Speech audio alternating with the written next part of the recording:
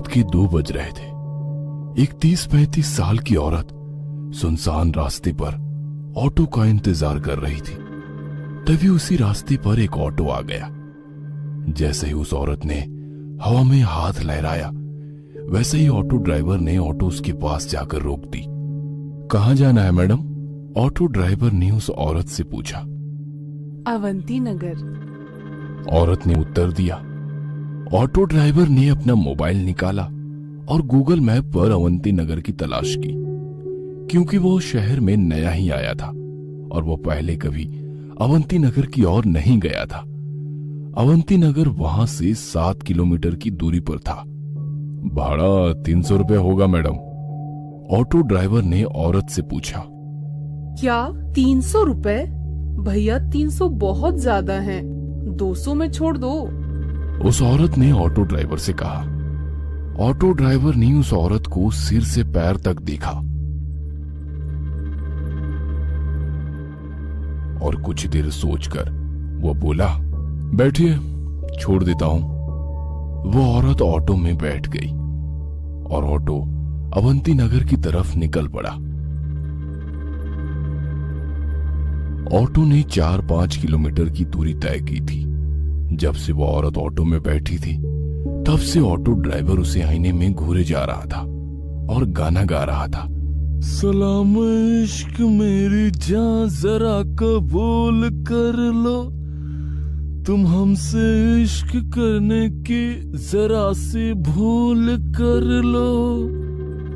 Auto driver के इस बर्ताव से वो औरत डर गई। उसने तुरंत किसी को फोन किया और धीरे से बोलने लगी।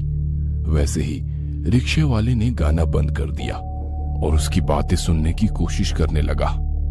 हेलो शालिनी, तू आ रही है ना मेरे घर? तुझे पता है ना कि मेरे पति विशाल अमेरिका चले गए हैं और मैं घर पर अकेली हूँ। वो औरत बोली। नहीं यार, मैं नहीं आ सकती। मैंने तुम्हें दोपहर में ही बताया था ना। फोन की दूसरी तरफ से दूसरी औरत बोली। ठीक है, मत आना। ऐसा कहकर उस औरत ने गुस्से में फोन रख दिया। ऑटो ड्राइवर ने उस औरत की बात सुन ली थी। उसने सुन लिया था कि वो औरत आज रात अपने घर पर अकेली है और उसके सहेली ने भी उसके घर आने के लिए मना कर दिया है। ऑटो ड्राइवर अभी भी शीशे से उस औरत को घूर रहा था। इस वजह से वो औरत बहुत ज्यादा डर गई थी। तभी उस औरत ने एक बंगले के सामने ऑटो ड्राइवर को रुकने के लिए कहा। ऑटो ड्राइवर ने देखा कि उस घर पर सिल्वर लीफ लिखा हुआ था। वैसे वो घर नहीं, एक बड़ा सा आलीशान बंगला लग रहा था। जैसे ही ऑटो रुक गया, वो औरत ऑटो से उतर गई और ऑटो ड्राइवर को पैसे देने के लिए उसने अपना हाथ आगे बढ़ाया। तभी ऑटो ड्राइवर ने पैसे लेते समय उसका हाथ पकड़ लिया और बोला, अब जब तुम मुझे यहाँ तक ले ही आई हो तो एक कप चाय ही पिला दो। ऑटो ड्राइवर की बात सुनकर औरत और भी ज्यादा डर गई। उसने ऑटो चालक के हाथ से अपना हाथ छुड़ा लिया और सीधे गेट के अंदर भाग गई। यह देख ऑटो चालक मुस्कुराया। तभी उसकी नजर पीछे की सीट पर गई। औरत ऑटो में अपना मोबाइल भूल गई थी। इससे पहले कि औरत अपना मोबाइल लेने वापस आती, ऑटो ड्राइवर ने ऑटो स्टार्ट कर दी और वह वहां से 9-11 हो गया। कुछ दूर जाकर उसने ऑटो रोका और उस मोबाइल को देखा। वो कुछ 20-25 हजार का महंगा मोबाइल था। यह देखकर वो बहुत खुश हुआ, लेकिन उसने देखा कि मोबाइल बंद था। लेकिन अब कुछ समय पहले ही तो वो औरत मोबाइल पे किसी से बात कर रही थी, तभी तो मोबाइल चालू था। फिर इतने जल्दी ये बंद कैसे हो गया? वो मन ही मन बोला। लेकिन फिर उसने सोचा कि शायद मोबाइल की बैटरी डेड हो चुकी होगी, इसलिए बंद पड़ा होगा। तभी अचानक उसके सिर में एक डरावनी योजना आ गई। मोबाइल फोन देने के बहाने उस औरत के घर जाने की। उसके दरवाजा खोलते ही उसके गर्दन पर छुरा रखकर उसकी इज्जत लूटने की और फिर घर में से सारे पैसे लूट के 9-11 होने की योजना बनाई। लेकिन इसके लिए उसे एक और साथी की जरूरत थी, इसलिए उसने अपने एक दूसरे ऑटो ड्राइवर दोस्त को फोन किया और उसे अपनी योजना के बारे में बताया। जब उसके दोस्त ने सुना कि एक सुंदर औरत घर पर अकेली है, तब उसका दोस्त वहां आने के लिए राजी हो गया। उसने अपने दोस्त को उस औरत के घर का पता बताया और उसे तुरंत वहां आने के लिए कहा और खुद उस औरत के बंगले के बाहर जाकर रुक गया। 10-15 मिनट बीत गए थे, पर फिर भी उसका दोस्त अभी तक नहीं आया था। उसने उसे बहुत फोन किए, लेकिन वो उसका फोन नहीं उठा रहा था। ऑटो ड्राइवर को ज्यादा देर तक रहा नहीं जा रहा था। उसे उस औरत का चेहरा बार बार उसकी आंखों के सामने दिखाई दे रहा था। उसके वो हवा में उड़ने वाले बाल उसकी आंखों के सामने आ रहे थे। उसके परफ्यूम की महक अभी भी उसकी नाक में बस गई थी। तो उसने अपने दोस्त को मैसेज किया, मैं अंदर जा रहा हूं, तुम्हारे लिए दरवाजा खुला रखूंगा, जल्दी आ जाना। जैसे ही उसने मैसेज किया, वैसे उसने सीट के नीचे छुपाया हुआ चाकू निकाला और एक हाथ में चाकू और दूसरे हाथ में मोबाइल लेकर वो गेट खोलकर अंदर चला गया। उसने डोरबेल बजाई, लेकिन अंदर से कोई भी जवाब नहीं आया। उसने 3-4 बार डोरबेल बजाई, लेकिन फिर भी अंदर से कोई जवाब नहीं आया। उसने सोचा कि शायद वो औरत अब सो गई होगी। उसे लगा कि उसकी योजना विफल हो गई और गुस्से में आकर उसने दरवाजे पर अपना हाथ मारा। तभी घर का दरवाजा खुल गया। उसने उस औरत का मोबाइल अपनी जेब में रखा और दाहिने हाथ में चाकू लेकर घर में घुस गया। उसने घर का दरवाजा बंद कर दिया और इधर उधर देखने लगा। वो एक बड़ा सा हॉल था। उस फ्लोर पर कोई बेडरूम उसे दिखाई नहीं दी, इसीलिए वो सीढ़ियां चढ़कर दूसरे फ्लोर पर गया। वहां उसने देखा कि एक बेडरूम का दरवाजा खुला हुआ है और उस कमरे में रोशनी चालू थी। ऑटो ड्राइवर चुपके से दबे पांव उस कमरे में जा पहुंचा। अंदर कोई भी नहीं था। तभी उसे बाथरूम में से पानी गिरने की आवाज सुनाई दी। अच्छा, तो वो औरत बाथरूम में है, इसलिए उसे डोरबेल की आवाज सुनाई नहीं दी और इसीलिए उसने दरवाजा नहीं खोला। वो मन ही मन बोला और जल्दी से बाथरूम के दरवाजे के बाहर जाके खड़ा हो गया, क्योंकि उसने सोचा कि जब वो औरत बाथरूम से बाहर आएगी तो वो तुरंत उसके गले पर चाकू रख देगा और फिर बड़ी आसानी से उसकी इज्जत लूट लेगा। तभी अंदर से दरवाजे की कुंडी खुलने की आवाज आई। ऑटो ड्राइवर हाथ में चाकू पकड़कर सतर्क हो गया, क्योंकि वो औरत अब बाहर आने वाली थी। लेकिन 2 मिनट बीते, 4 मिनट बीती, पर वो औरत अभी तक बाथरूम से बाहर नहीं आई थी। आखिरकार ऑटो ड्राइवर ने बाथरूम के दरवाजे को अंदर धकेल दिया। जैसे ही उसने दरवाजा अंदर धकेला, वैसे ही उसकी नाक में सड़े हुए मांस की बदबू घुस गई। उसने अपने बाएं हाथ से अपनी नाक बंद कर ली और बाहर से बाथरूम में झांक कर देखा और सामने का नजारा देख उसके पैरों तले जमीन खिसक गई। डर के मारे वो थर थर कांपने लगा, क्योंकि बाथरूम के बाथटब में 8-10 लाशों का एक ढेर था।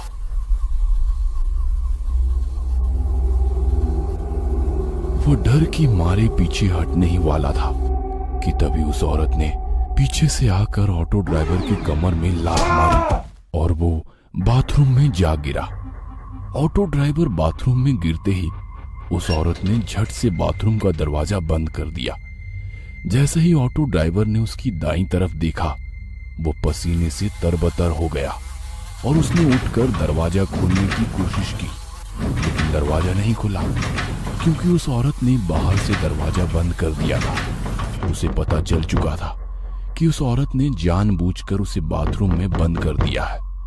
ऑटो ड्राइवर दरवाजा पीट पीट कर जोर जोर से चिल्लाने लगा, मैडम दरवाजा खोलो, मैडम मैं आपके पैर पकड़ता हूं, मुझे यहां से बाहर निकालो, मुझसे गलती हो गई मैडम, मुझे माफ कर दो मैडम।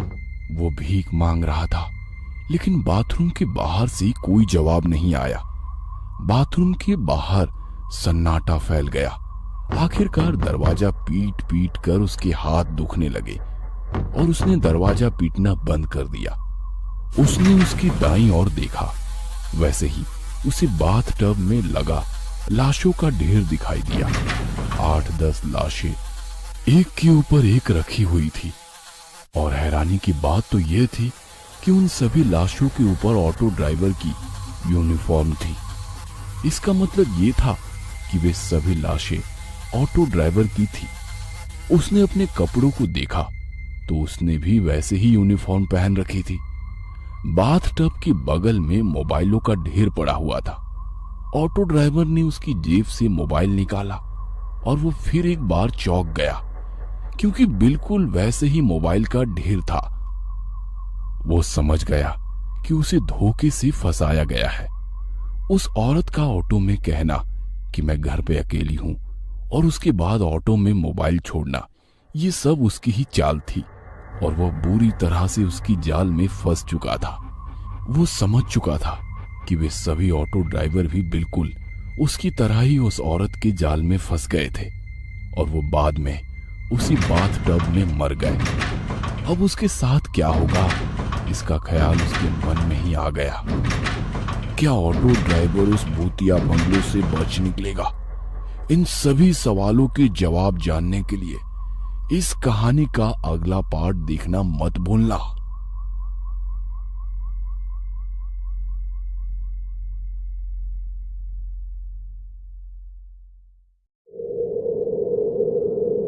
इस कथा के लेखक हैं धीरज कुमार सालुंके।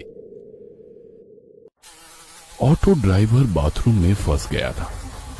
वह डर के मारे पीछे हटने लगा। तभी उसके पैरों को कुछ लगा। जैसे उसने पीछे देखा, उसे एक झटका लगा।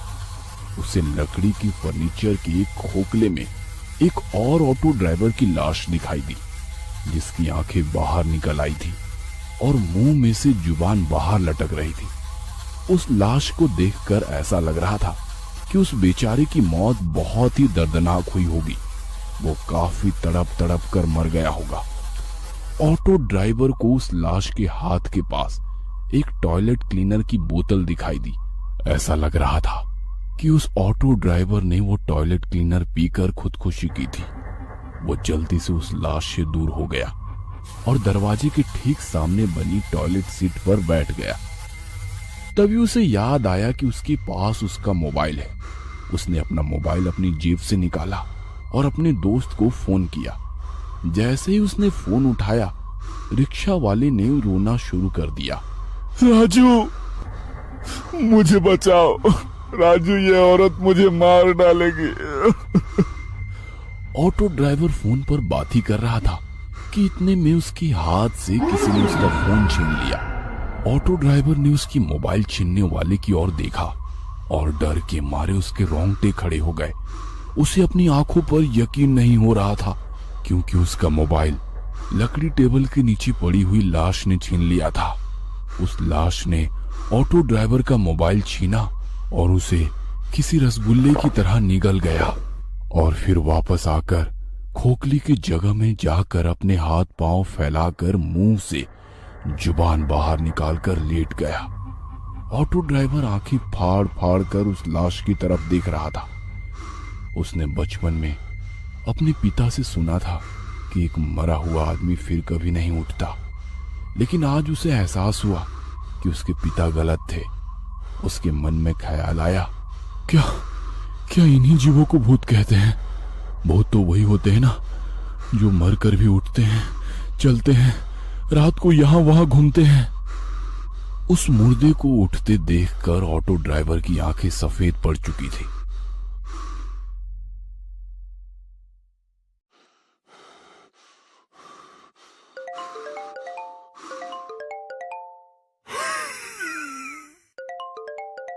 तभी अचानक से उसकी मोबाइल की रिंगटोन बजनी शुरू हो गई। उसका मोबाइल उस मुर्दे के पेट में बज रहा था। ये पक्का राजू का ही फोन होगा। ऑटो ड्राइवर मन ही मन बोल पड़ा। उसे समझ नहीं आ रहा था कि अब करे तो क्या करे। वो बड़ी ही मुश्किल में पड़ चुका था, क्योंकि वो अब ना तो राजू को कॉल कर सकता था, ना राजू का कॉल रिसीव कर सकता था। उसका मोबाइल 2-3 बार बजा, लेकिन कोई फायदा नहीं हुआ, क्योंकि फोन उठाना अब उसके लिए असंभव था। वो मोबाइल ही उसका बच निकलने का एकमात्र रास्ता था। और जब उसे महसूस हुआ कि अब वो रास्ता बंद हो गया है, तो वो फूट फूट कर रोने लगा।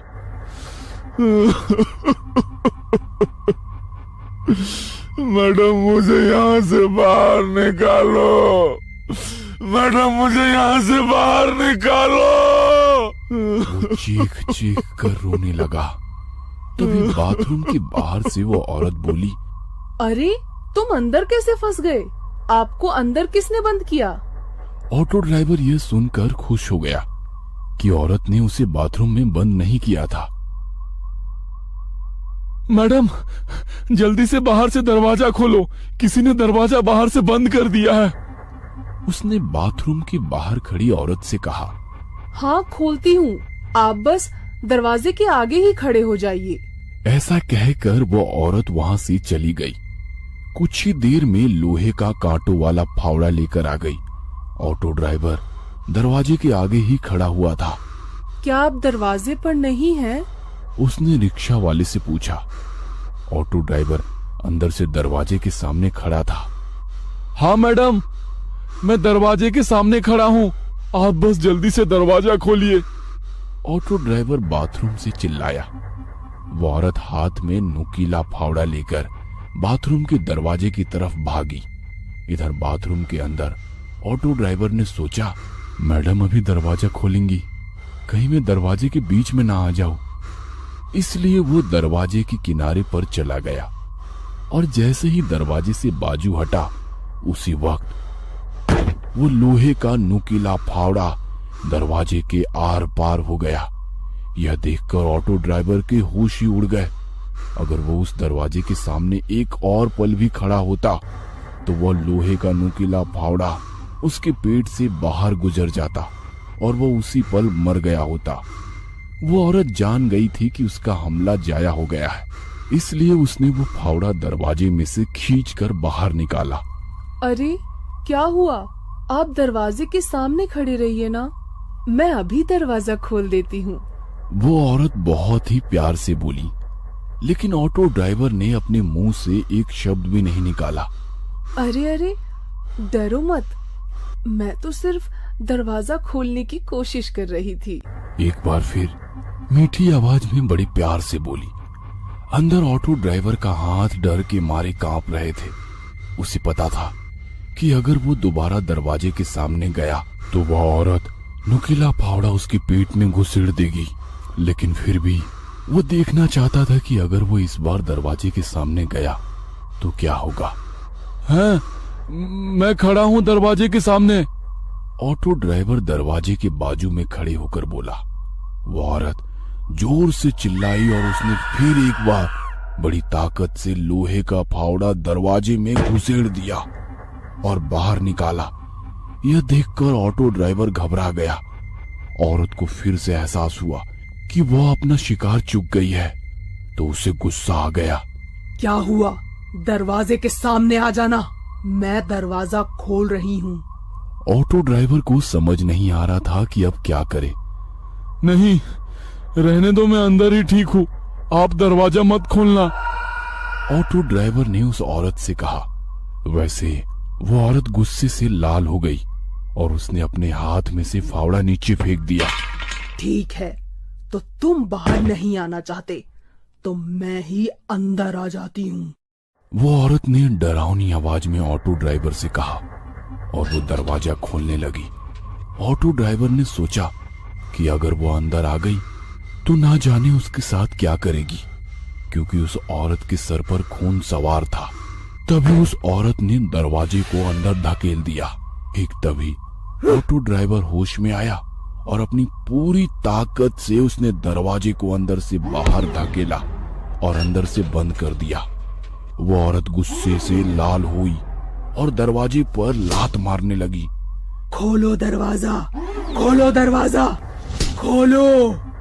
वो दरवाजे पर लात मारते हुए चिल्ला रही थी। दरवाजा, उस औरत का वो भयानक बर्ताव देखकर ऑटो ड्राइवर बहुत डर गया।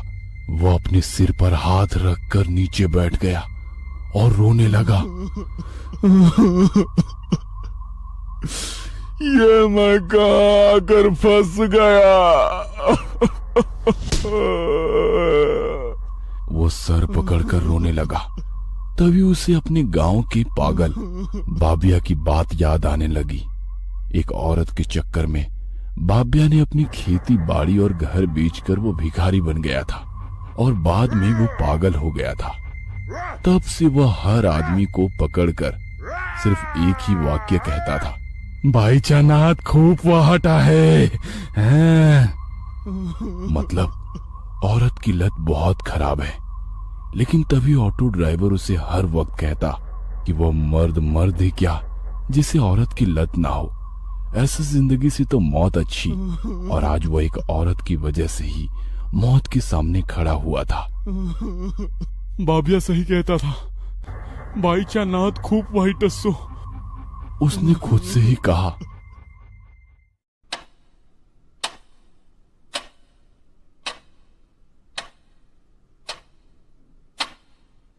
वो टॉयलेट सीट पर अपना सिर रखकर सोच रहा था। इतने में उसे एक ऑटो की आवाज सुनाई दी। उस घर के सामने एक ऑटो आकर खड़ा हो गया था। उसे पता चल गया था कि वो उसका दोस्त राजू ही था जो ऑटो में आया था। राजू, तू आ गया है। वो उठकर जोर जोर से राजू का नाम लेकर चिल्लाने लगा।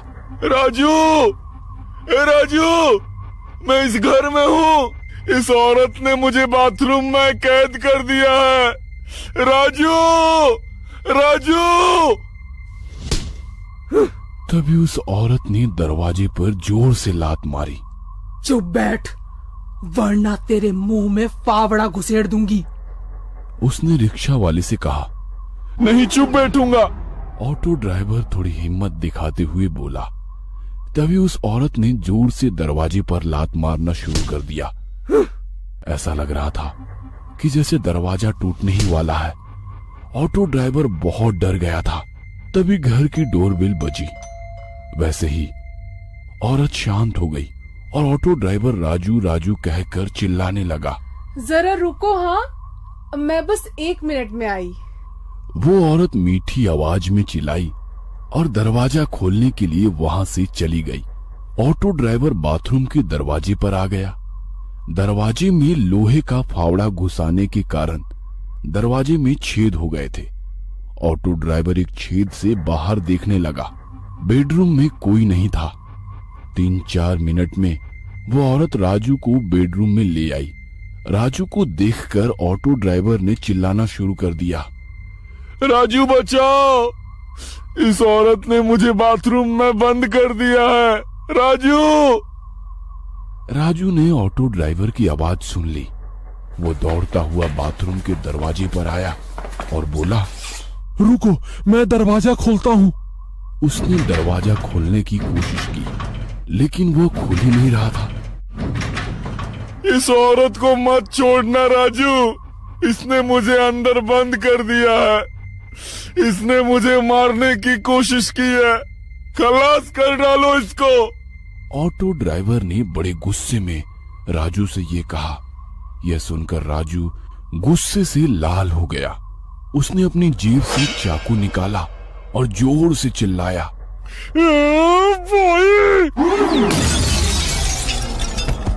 उसके सिर से खून निकलने लगा।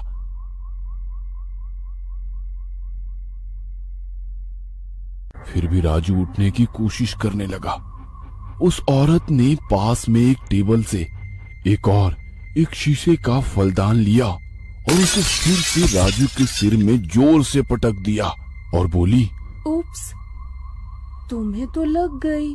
और एक डायन की तरह हंसने लगी। राजू फर्श पर खून से लथपथ था। वो दर्द से तड़प रहा था। उसके सर में टूटे हुए कांच के टुकड़े घुस गए थे। उसके सर में से सफेद फर्श पर खून बहने लगा था। यह देखकर ऑटो ड्राइवर का दिल दहल गया था। वो जोर जोर से रोने लगा और राजू का नाम लेने लगा। राजू, मेरे दोस्त। राजू ही उसके बच निकलने का आखिरी रास्ता था और वो रास्ता अब बंद हो चुका था। वो औरत राजू के बगल में बैठ गई और उसने राजू का सिर अपनी गोद में रख लिया और उसके सिर पर हाथ फेरते हुए वो लोरी गाने लगी।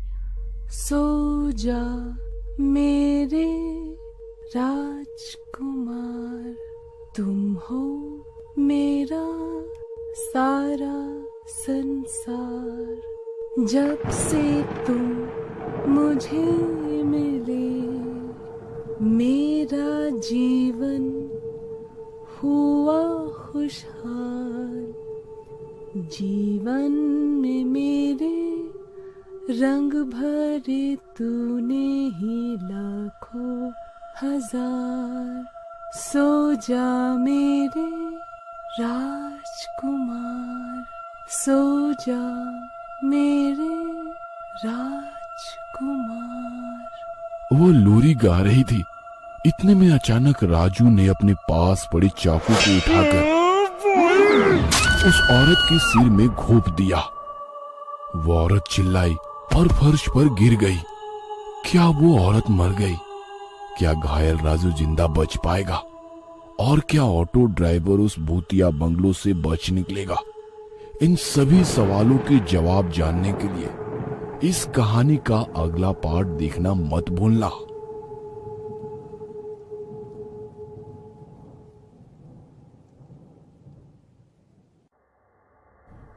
इस कथा के लेखक हैं धीरज कुमार सालुंके। राजू को जिंदा देखकर ऑटो ड्राइवर बहुत खुश हुआ। उसकी आंखों में खुशी के आंसू आ गए। राजू, मेरे भाई, तू जिंदा है। जल्दी से यहाँ आ जा और मुझे यहाँ से बाहर निकाल, उसने राजू से कहा। राजू ने अपने हाथों के कोहनी को फर्श पर टिका दिया और कोहनी के बल वो बाथरूम के दरवाजे पर आ गया। उसने दरवाजा खोलने के लिए अपना हाथ उठाया, तभी रिक्शा चालक जोर से चिल्लाया, राजू पीछे देख। और जैसे ही उसने पीछे मुड़कर देखा, उस औरत ने उसके मुंह पर लोहे का फावड़ा दे मारा और राजू का सिर उल्टा हो गया। यह देख ऑटो ड्राइवर का मुंह खुला का खुला रह गया। वो औरत फिर से जिंदा हो गई थी और उसने लोहे के फावड़े से एक ही बार में राजू को मार दिया था। लेकिन ये कैसे हो सकता है? ये औरत तो मर चुकी थी। राजू ने इसके सिर में चाकू घोंप दिया था और चाकू अभी भी उसके सिर में है। ऑटो ड्राइवर सोचने लगा। उस औरत ने उसके हाथ में से फावड़ा फर्श पर फेंक दिया और उसने अपने सिर में घुसा हुआ चाकू बाहर खींच लिया। फिर उसने उस चाकू पर लगे खून को अपनी लंबी और काली जीभ से चाटा। उस औरत की साड़ी राजू के खून से लथपथ हो गई थी। उसके लंबे काले बाल बिखरे हुए थे। उसकी आंखों के नीचे काले घेरे आ गए थे। थोड़ी देर पहले उसके चेहरे पर जो चमक और चेहरे की नाजुकता दिख रही थी, अब वो गायब हो गई थी। उसके हरकत से उसके इंसान होने के कोई संकेत नहीं दिखाई दे रहे थे, क्योंकि एक इंसान कभी भी इतना निर्दयी नहीं हो सकता और कोई भी इंसान सर में चाकू घोंपने के बाद जिंदा नहीं होता।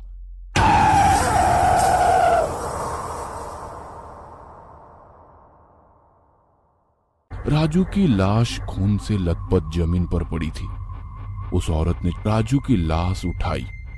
उसने राजू का सिर अपने कंधों पर रख लिया। तभी टेबल पर रखा हुआ म्यूजिक प्लेयर अचानक से चालू हो गया और गाना बजने लगा। और उसके बाद वो औरत राजू के लाश के साथ नाचने लगी। वो औरत राजू के लाश के साथ नाच रही थी। यह देख ऑटो ड्राइवर के होश उड़ गए। ऑटो ड्राइवर दरवाजे के पास से हट गया और उसने अपना सिर टॉयलेट सीट पर रख दिया और जोर जोर से रोने लगा, क्योंकि उसने अपना सबसे करीबी दोस्त गवाया था।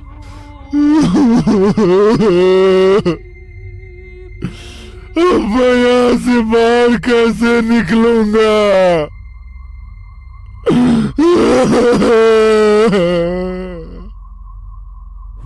रोते रोते खुद से ही बोल पड़ा। उसे पता चल गया था कि वो औरत या तो भूत या फिर चुड़ैल है और उस चुड़ैल का मकसद सिर्फ उसकी मौत है। उसने आंखें मूंद ली और भगवान का ध्यान करने लगा। कुछ देर बाद वो भगवान का ध्यान करते हुए सो गया, लेकिन कुछ ही समय में किसी ने उसे गाल पर जोर से थप्पड़ मार दिया। कौन है? कौन है? ऑटो ड्राइवर नींद से जागते हुए बोला। बाथरूम में चारों ओर देखा, उसके और उसके लाशों के सिवा बाथरूम में कोई नहीं था। उसने पीछे मुड़कर मेज के नीचे लाश को देखा। वह अभी भी अपने हाथों और पैरों को फैलाकर लेटी हुई थी और उसकी आंखें और मुंह खुले थे। ऑटो ड्राइवर की नजर उस लाश की जांघ पर गई। उसकी जांघ के नीचे एक काली कवर वाली डायरी थी। उसे लगा कि उसे कोई आभास हुआ होगा, इसलिए वो फिर से सो गया। जब वो सो गया तो किसी ने उसे पीछे से उसके पिछवाड़े में लात मारी। उसने पीछे मुड़कर देखा, लेकिन उसके पीछे कोई नहीं था। वहां केवल मेज के खोखले में उसी ऑटो ड्राइवर की लाश पड़ी हुई थी, जो उसका मोबाइल निगल गया था। तभी उसके मन में एक सवाल आया, क्या इसी लाश ने तो मुझे लात नहीं मारी? वो मन ही मन बोल पड़ा। तभी उसकी नजर उस लाश की जांघों पर पड़ी और उसके रोंगटे खड़े हो गए, क्योंकि थोड़ी देर पहले जो डायरी उस लाश के जांघ के नीचे थी, वो अब उसकी जांघ से बाहर निकली थी। इसका मतलब ये था कि या तो वो डायरी खुद चलकर उस लाश की जांघ के बाहर निकली होगी, या फिर वो लाश वहां से सड़क गई होगी। और डायरी तो खुद से चल नहीं सकती। इसका मतलब वो लाश ही थी जो वहां से हिली थी। उसे समझ आ गया कि वो लाश ही थी जिसने उसे पहले थप्पड़ मारा और बाद में लात मारी थी। वो लाश उसी जगह पर पड़ी थी और कुछ हलचल कर रही थी, पर उसे देखना था कि क्या वो लाश जिंदा है।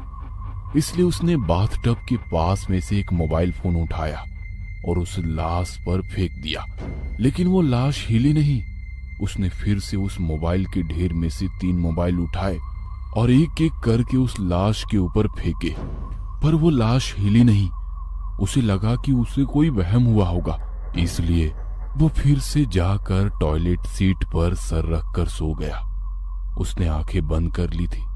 इतने में उसके सर पर कुछ आ टकराया। ऑटो ड्राइवर ने आंखें खोली और चिल्लाया, कौन है?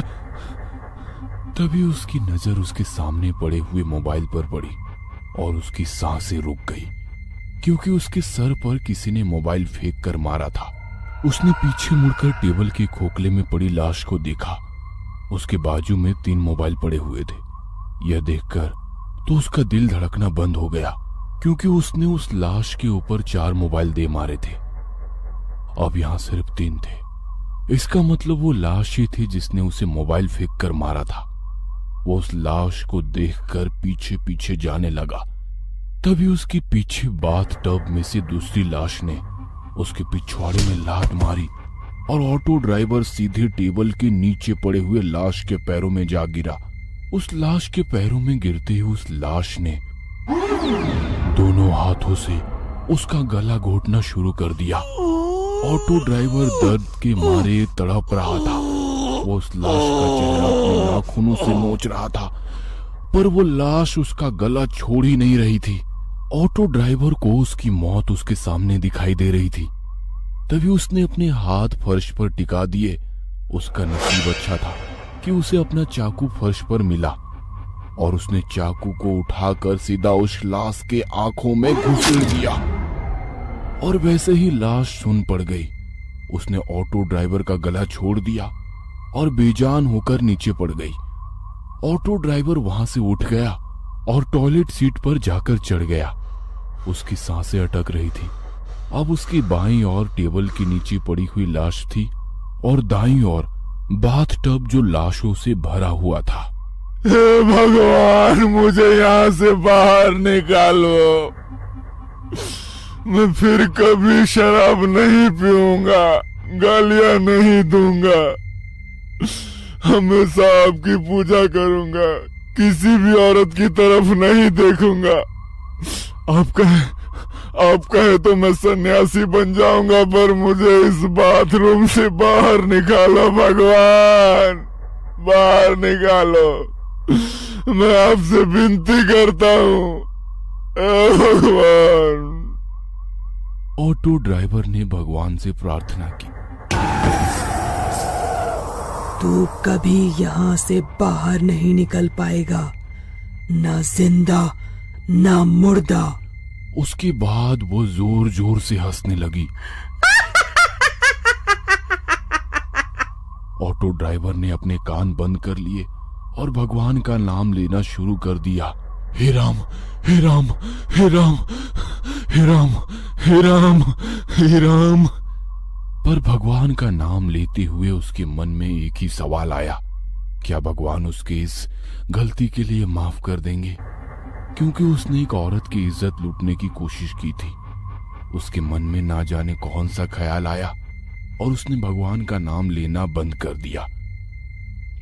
कुछ देर बाद सुबह हो गई थी और वो सोचने लगा, क्या मेरे इस गलती की सजा सिर्फ मौत है?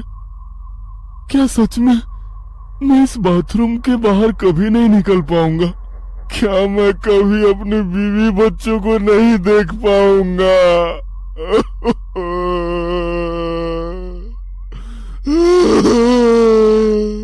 और वो रो पड़ा। उसे अपनी बीवी बच्चों की याद सता रही थी। नहीं, मैं इतनी जल्दी हार नहीं मानूंगा। मैं लड़ूंगा, मैं जरूर लड़ूंगा। वो खुद से बोल पड़ा और वो अपनी जगह पर खड़ा हुआ। बचाओ! कोई मुझे बचाओ! मैं इस बंगले के बाथरूम में फंसा हुआ हूँ। बचाओ! वो गला फाड़ कर चिल्लाने लगा। चिल्ला चिल्ला कर उसका गला दर्द करने लगा। तभी वो फिर से रो पड़ा। कोई मुझे बचाओ! वो रोते हुए बोला, पर कोई भी उसकी बातें सुन नहीं पा रहा था। आखिरकार वो चुप बैठ गया। तभी उसकी नजर टेबल के नीचे पड़े हुए उस लाश के पास पड़ी हुई डायरी पर पड़ी। उसने उस लाश के पास से डायरी उठाकर खोली। उसने डायरी में नाम पढ़ा, महेश सातारकर। वो शायद उसी की डायरी थी जिसमें वो हर दिन बिताए हुए अपने दिन के बारे में लिखा करता था। ऑटो ड्राइवर ने सोचा कि उसने जरूर इस डायरी में लिखा होगा कि वह बाथरूम में कैसे फंस गया था। कुछ पन्ने पलटने के बाद वह एक पेज पर रुक गया। उस पेज की शुरुआत में ऑटो ड्राइवर ने लिखा था, मुझे पता है किसी न किसी दिन मेरी डायरी कोई ऑटो ड्राइवर द्वारा पढ़ी जाएगी।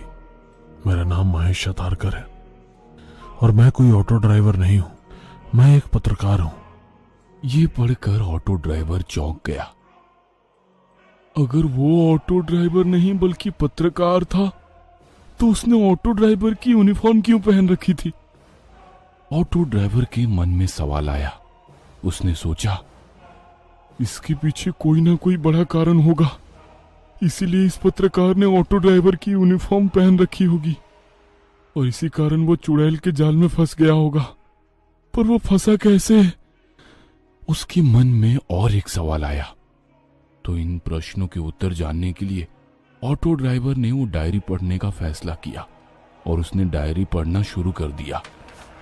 पिछले 3 महीनों से हर शनिवार को इस शहर में से एक ऑटो ड्राइवर गायब हो रहा है। रात में ऑटो चलाने वाले ऑटो ड्राइवरों में से हर शनिवार को एक गायब हो रहा था। इसलिए ऑटो ड्राइवर के परिवार वाले शहर के पुलिस थाने में गुमशुदगी की रिपोर्ट दर्ज करा रहे थे, लेकिन उन लापता ऑटो ड्राइवर का कुछ भी पता नहीं चल रहा था। लेकिन इन सभी घटनाओं में कॉमन बात अवंती नगर थी। ऑटो ड्राइवर लापता होने के अगले दिन ही उसका ऑटो अवंती नगर के सिल्वर लीफ बंगले के बाहर पाया जाता था। सिल्वर लीफ बंगला 4 महीने से बंद पड़ा था, इसलिए पुलिस को उस बंगले पर शक हो गया। पुलिस को शक था कि उन सभी ऑटो ड्राइवरों का किसी साइको ने अपहरण कर लिया है, क्योंकि सभी ऑटो ड्राइवर शनिवार की रात से लापता हुए थे और उनके खाली ऑटो सिल्वर लीफ बंगले के बाहर पाए गए थे। इस वजह से पुलिस ने सिल्वर लीफ बंगले की तलाशी ली लेकिन उन्हें बंगले में कुछ भी संदिग्ध नहीं मिला, इसलिए पुलिस ने उस बंगले को अनदेखा कर दिया। मैं एक पत्रकार था, इसलिए मैंने फैसला किया कि मैं ऑटो ड्राइवरों के लापता होने का कारण जानकर ही रहूंगा और मैंने जांच शुरू की। तब मुझे पता चला कि जो ऑटो ड्राइवर लापता हो गए थे वे रात में गुलाबगंज इलाके में ऑटो चलाते थे। इसलिए मैंने शनिवार की रात को गुलाबगंज इलाके में ऑटो चलाने का फैसला किया। उस शनिवार की रात को 2 बजे मैं गुलाबगंज इलाके में ऑटो चला रहा था जब मैंने सुनसान रोड के किनारे पर एक औरत को देखा। मैंने ऑटो उसके करीब जाके खड़ा कर लिया। मैंने उस औरत के चेहरे की तरफ देखा। उसका चेहरा मुझे कुछ जाना पहचाना सा लग रहा था, जैसे कि मैंने उसे पहले कहीं देखा हो, लेकिन मुझे याद आ रहा था कि मैंने उसे कहाँ देखा था। भैया अवंती नगर छोड़ दोगे? उस औरत ने मुझसे पूछा। अवंती नगर के शब्द सुनते ही मेरी आंखें चमक उठी। हाँ बिल्कुल, बैठ जाइए, मैंने उस औरत से कहा। जैसे ही औरत रिक्शा में बैठ गई, मैं ऑटो को अवंती नगर की तरफ ले जाने लगा। ऑटो में बैठकर मैं याद करने की कोशिश कर रहा था कि मैंने उस औरत को कहाँ देखा है, लेकिन मुझे कुछ याद नहीं था। कुछ ही समय में अवंती नगर आया। उस औरत ने मुझे एक बंगले के सामने रुकने को कहा।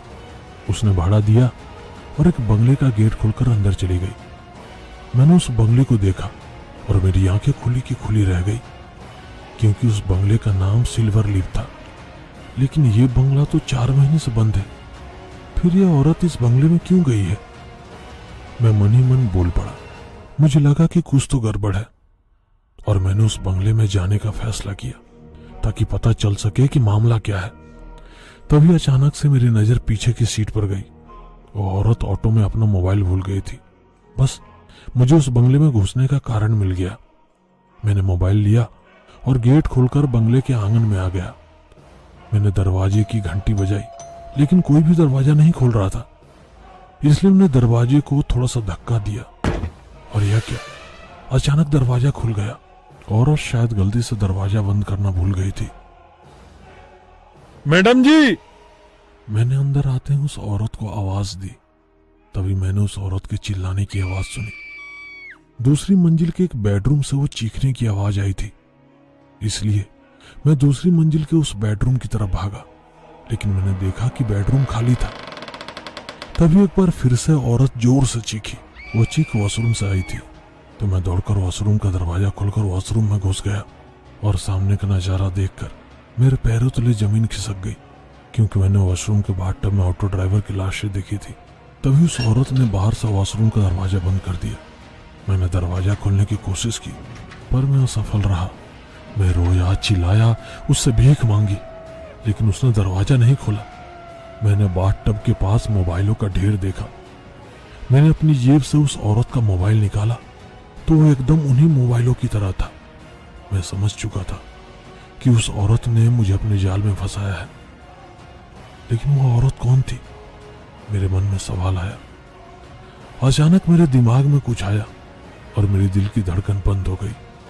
कुछ 4-5 महीना पहले सिल्वर लीफ में, मतलब इसी बंगले में, इस बंगले की मालकिन की बड़ी ही बेरहमी से हत्या कर दी गई थी। मैंने तुरंत अपनी जेब से मोबाइल निकाला और गूगल पर श्यामला देशमुख मर्डर लातूर सर्च किया, पर वहां मैंने श्यामला देशमुख यानी इस बंगले की मालकिन की फोटो देखी और डर के मारे मेरे रोंगटे खड़े हो गए, क्योंकि जिस औरत ने मुझे इस वॉशरूम में बंद कर दिया, उस औरत का चेहरा और इस बंगले के मालकिन के चेहरे से मेल खा रहा था। पर यह कैसे मुमकिन है? ये औरत तो 5 महीने पहले ही मर गई थी। मैं मन ही मन बोल पड़ा और इस तरह से मुझे पता चल गया कि वह औरत भूत है। वो जरूर अपनी मौत का बदला लेने के लिए ऑटो ड्राइवरों को अपने जाल में फंसाकर उन्हें मार डालती रही थी। ये बात सभी लोगों को पता होनी चाहिए थी, इसलिए मैंने अपने दोस्त को कॉल किया, पर उसके फोन उठाने से पहले ही टेबल के खोखले में लेटी एक लाश ने मेरा मोबाइल निकाल लिया। मैं वह देखकर बहुत ज्यादा डर गया था, पर उसके बाद मुझे उस लाश की आदत सी पड़ गई थी। जैसे ही रात में सोने की कोशिश करता, वह लाश मुझे कभी थप्पड़ मारती तो कभी लात मारती थी। सुबह होते ही वह लाश ठंडी पड़ जाती थी। दिन के समय तो कुछ भी हरकत नहीं करती थी, इसलिए मैंने दिन में ही सोने का फैसला किया। रात होते ही उस औरत का भूत वॉशरूम के बाहर बेडरूम में बड़ी ही डरावनी आवाज में गाना गाते हुए नाचती थी।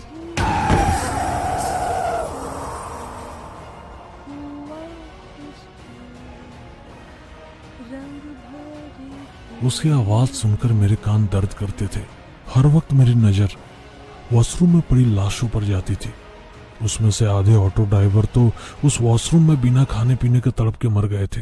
मैं हमेशा सोचता था कि वो औरत इन सभी की मौत कैसे देख पाती होगी। उस औरत की हत्या बेहद ही बेदर्दी से हुई थी। शायद इसीलिए मरने के बाद वो इतनी क्रूर बन गई थी।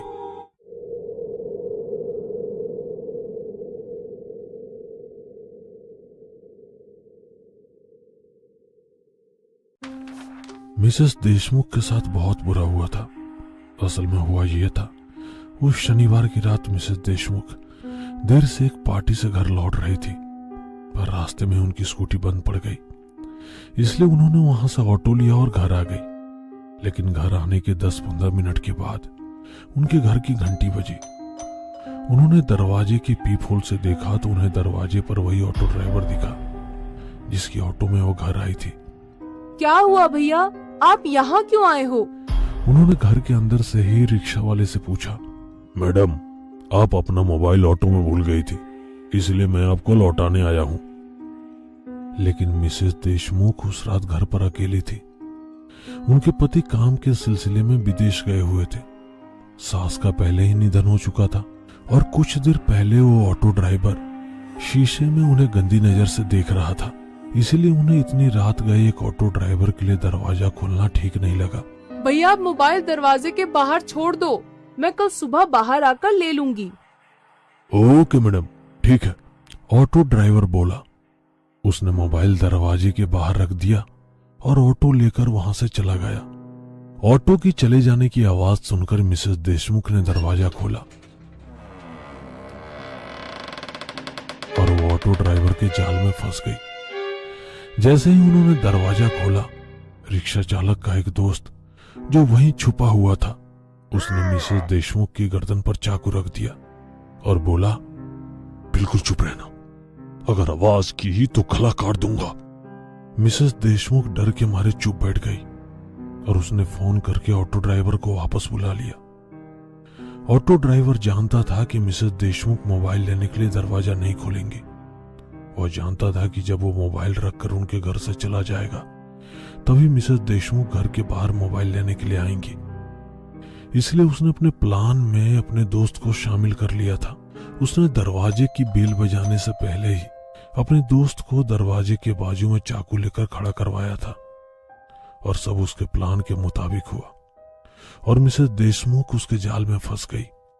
ऑटो ड्राइवर और उसके दोस्त ने मिलकर मिसेस देशमुख से जबरदस्ती की।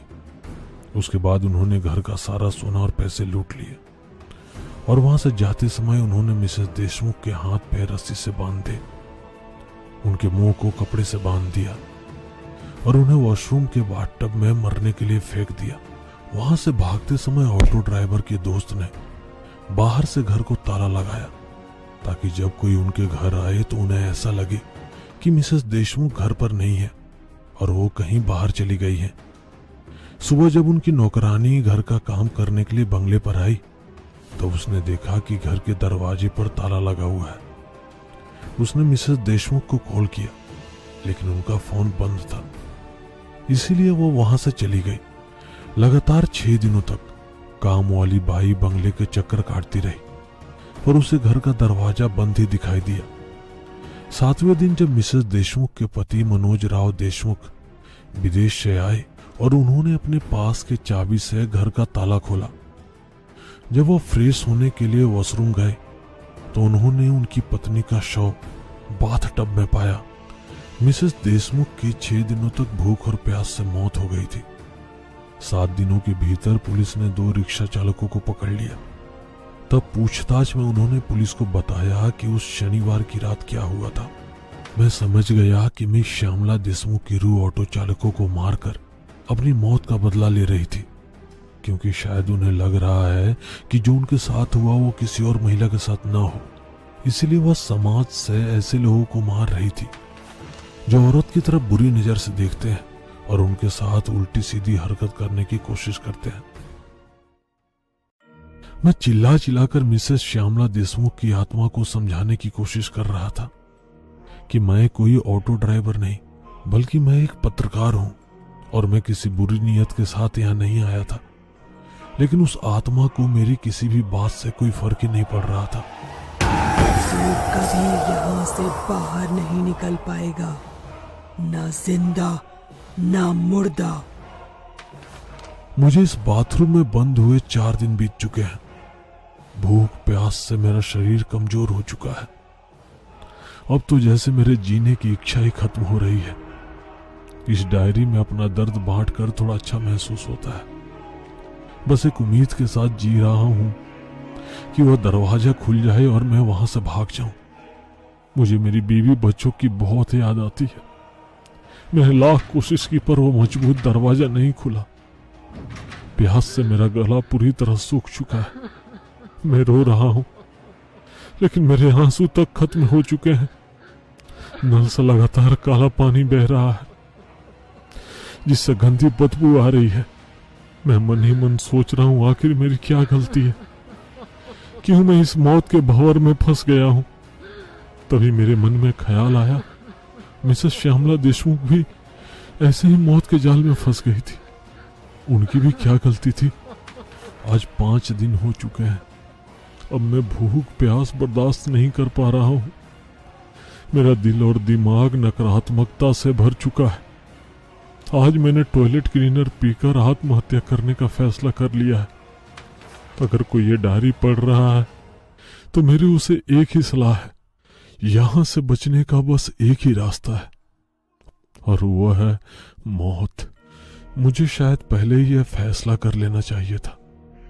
वो औरत एक बुरी आत्मा बन चुकी है और वो आपको इस बाथरूम से बाहर किसी भी हालत में जाने नहीं देगी, यदि आप निर्दोष हो तब भी नहीं।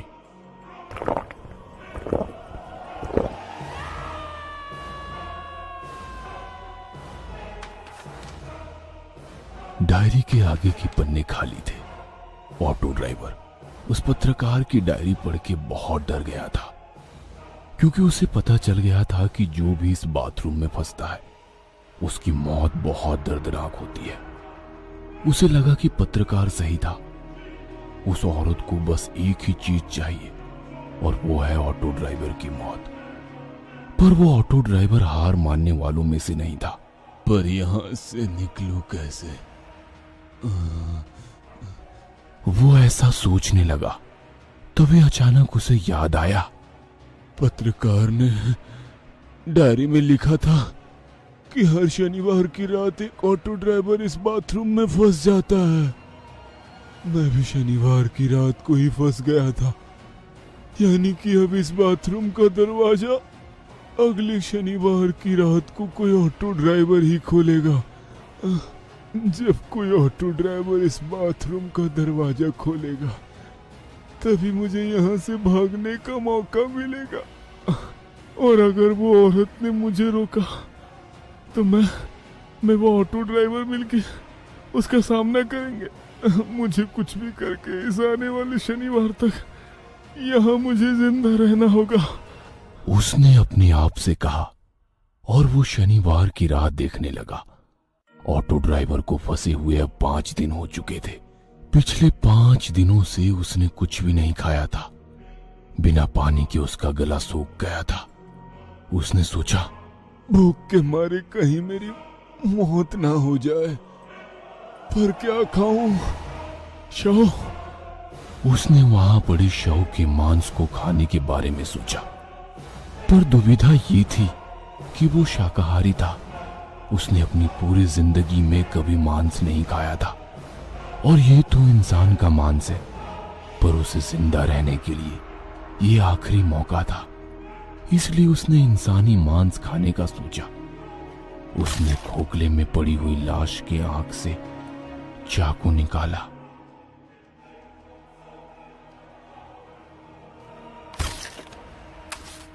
और बाथटब में पड़े शव का मांस निकाला। उसने अपनी जेब से लाइटर निकाला और उस मांस को चाकू में लगाकर उस मांस को भूनकर खाने लगा। उसे 2-3 बार उल्टियां आई, पर उसे जिंदा रहने के लिए वो मांस खाना पड़ा।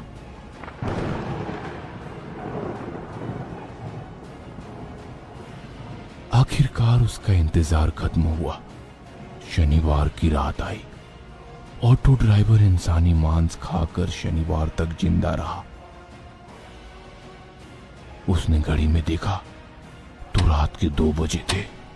वो औरत पक्का नई शिकार के लिए निकल गई होगी। हाँ। उसने अंदाजा लगाया, क्योंकि वो भी रात के 2 बजे के आसपास उससे मिला था। वो औरत गुलाबगंज रोड पर ऑटो की राह देख रही थी। तभी वहां एक ऑटो आई। ऑटो ड्राइवर ने पूछा, कहाँ जाना है मैडम? अवंती नगर। उस औरत ने कहा। अवंती नगर सुनते ही ऑटो ड्राइवर थोड़ा डर गया, क्योंकि उसे पता था कि गायब हुए ऑटो ड्राइवर्स की ऑटो रिक्शा दूसरे दिन अवंती नगर के कोई सिल्वर लीफ बंगले के बाहर मिलते थे। उसने मन ही मन कुछ सोचा और कहा, नहीं मैडम, अवंती नगर मैं नहीं आऊंगा। उसने औरत से कहा, अरे मुझे पता है भैया कि आप क्यों मना कर रहे हो, पर क्या आपको मैं कोई अपराधी लग रही हूँ? मेरी स्कूटी बंद पड़ी है, रात के 2 बजे हैं और मुझे घर जाना है, काफी देर हो गई है और आज घर पे मैं अकेली हूँ। आप अगर घर नहीं छोड़ेंगे तो मैं घर कैसे जाऊंगी? वो औरत ऑटो ड्राइवर से बोली। ये सुनकर ऑटो ड्राइवर को उस औरत पर दया आ गई। इंसानियत के नाते उसने कहा, ठीक है मैडम, बैठिए। वो औरत ऑटो में बैठ गई और ऑटो अवंती नगर की ओर चल पड़ा। यहाँ बाथरूम में बैठकर ऑटो ड्राइवर उस औरत और दूसरे ड्राइवर की राह देख रहा था। तभी उसी बंगले के बाहर किसी ऑटो रुकने की आवाज आई और थोड़ी देर बाद उसे ऑटो जाने की आवाज आई। उसे पता था उस औरत ने ऑटो में मोबाइल छोड़ा होगा और ऑटो ड्राइवर उसे देने वापस यहाँ आएगा। थोड़ी देर बाद वही हुआ। उसी बंगले के बाहर ऑटो रुकने की आवाज आई।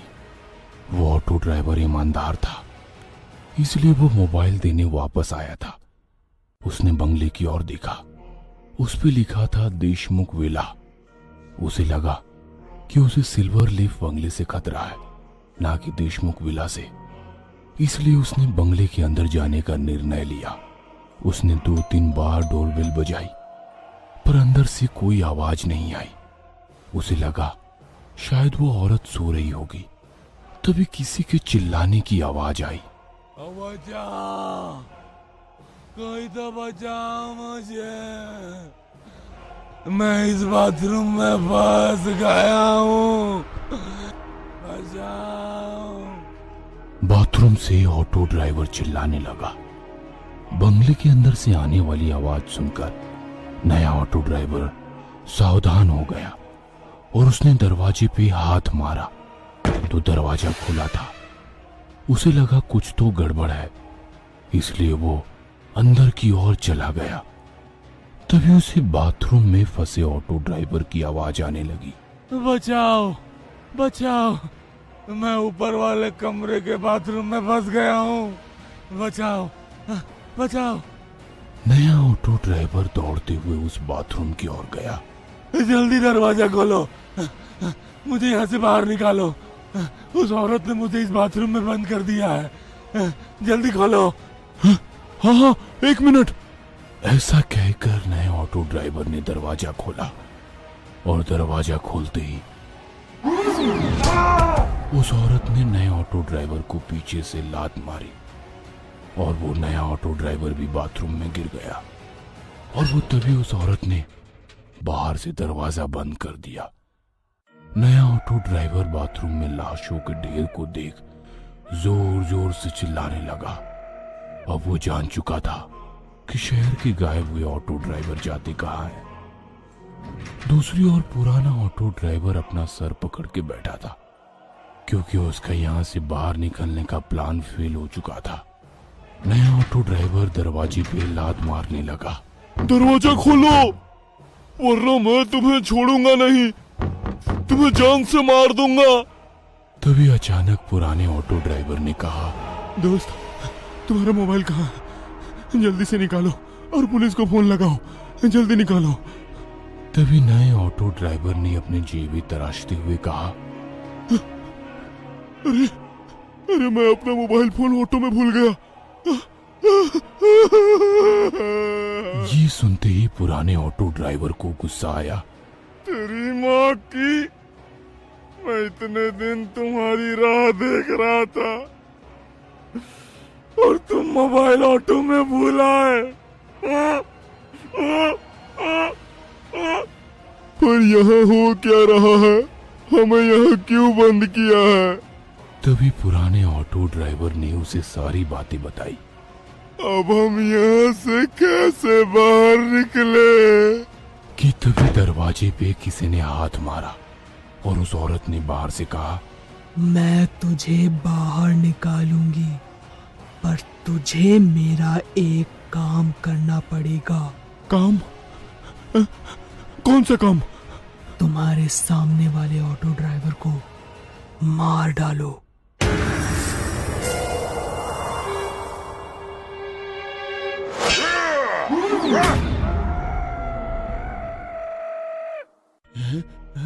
न तो मुझे मार सकता है न वो औरत, मैं अमर हूं। हाँ।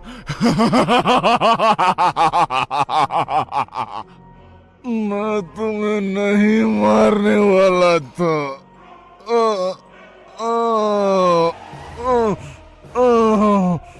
पर मैं मरने वाला था, है?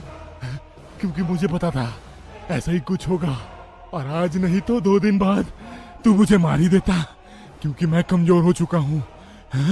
इसलिए तू मुझे मारो, इसके पहले मैं ही तुम्हें मार दूंगा। हाँ, हाँ। नहीं नहीं, मुझे मत मारो, मैं तुम्हारे पैर पकड़ता हूँ। मुझे मत मारो, मत मारो मुझे। बाय बाय मेरे दोस्त, बाय बाय।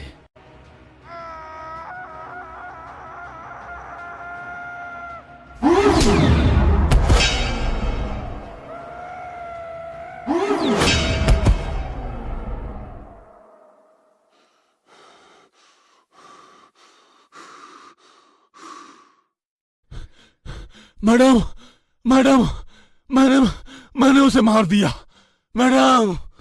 और अचानक दरवाजा खुल जाता है। नया ऑटो चालक अपने पीठ पर हाथ रखकर वॉशरूम से बाहर आता है।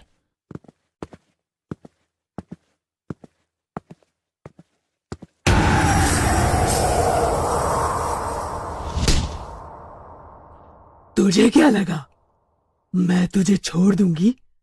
जो भी इस घर में आता है वो यहां से कभी बाहर नहीं जाता, न जिंदा न मुर्दा।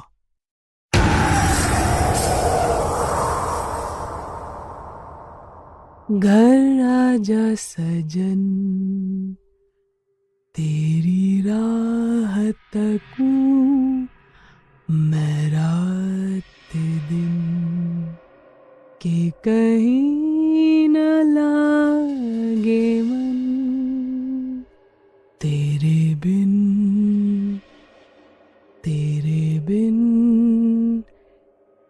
घर आजा।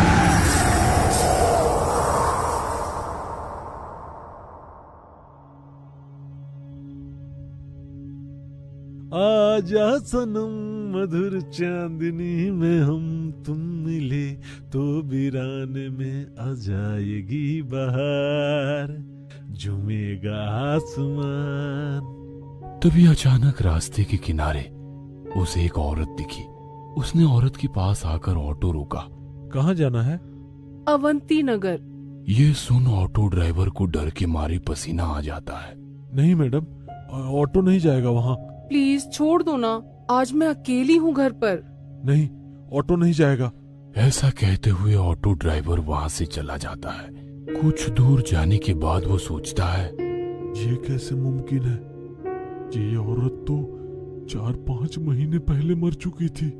तभी अचानक उसे गाना सुनाई देने लगता है। घर आजा सजन, तेरी राह तकूं मैं रात दिन। ऑटो ड्राइवर आईने में दिखता है तो वो औरत पीछे ऑटो में बैठी हुई वही गाना गा रही थी।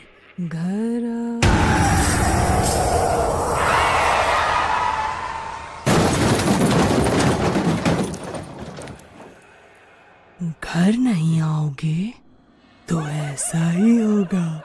And welcome home.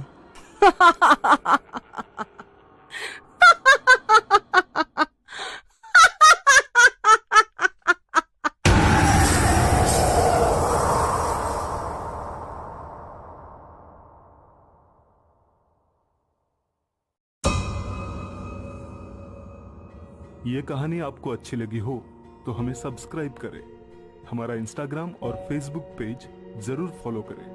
अगर आपके पास ऐसी ही कोई कहानी हो तो हमें कमेंट बॉक्स में भेजें, हम कोशिश करें।